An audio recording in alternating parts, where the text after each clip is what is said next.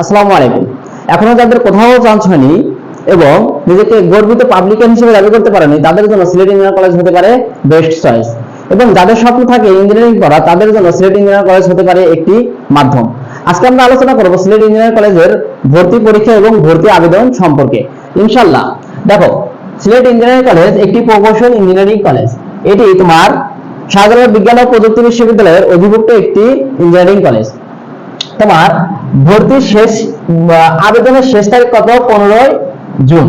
আবেদনের শেষ তারিখ তোমার 15 জুন, মানে এখনো তোমার আবেদন চলমান আছে। তুমি নিজেকে প্রমাণ করার জন্য সিলেট ইঞ্জিনিয়ারিং কলেজ হতে পারে তোমার জন্য একটি মাধ্যম।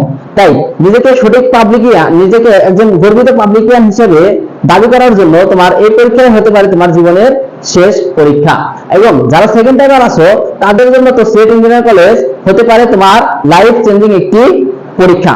তাই নিজেকে পাবলিকিয়ান দাবি, নিজেকে গর্বিত পাবলিকিয়ান করার জন্য যে কয়টা দিন তোমার হাতে আছে, সর্বোচ্চ চেষ্টা দিয়ে তুমি ট্রাই করো যাতে সিলেট ইঞ্জিনিয়ারিং কলেজে তোমার হয়ে যায়।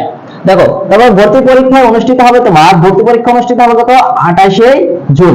মানে তোমার এখনো পর্যাপ্ত পরিমাণ হাতে সময় আছে।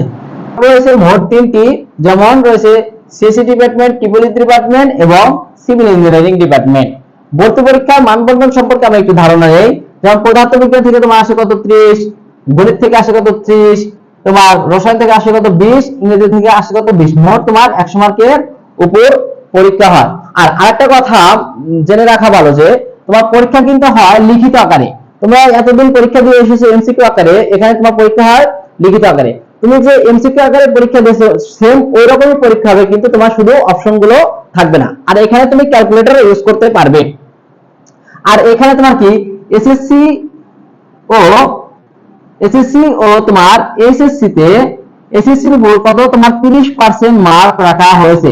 তুমি ভর্তি পরীক্ষা দিয়ে তুমি যে নাম্বার পাবে ওইটা থেকে তোমার কত? 70% এবং এই জিপিএর উপর তোমার 30%। এই দুই নাম্বার নিয়ে তোমার কি মেধা তালিকা দিয়ে থাকে। তাই নিজেকে একজন পাবলিকিয়ান দাবি করতে এবং নিজের সর্বোচ্চটা দিয়ে চেষ্টা করো। তোমার জন্য হতে পারে সিলেট ইঞ্জিনিয়ারিং কলেজই শেষ আস্থা। তাই পাবলিকিয়ান হতে চাইলে অবশ্যই যে কটা দিন তোমার হাতে আছে, একটু নিজের সর্বোচ্চটা ট্রাই করো।